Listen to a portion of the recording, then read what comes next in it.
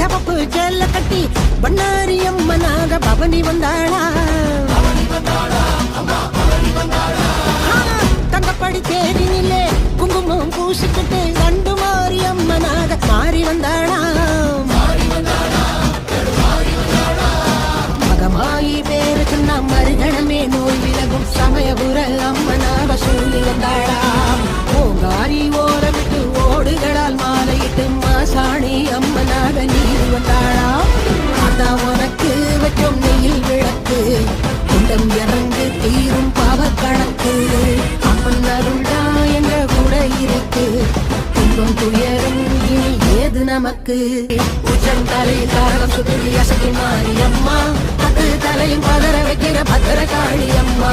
சந்தன மாறி அம்மா எங்க சந்தனம் தீரும் அம்மா.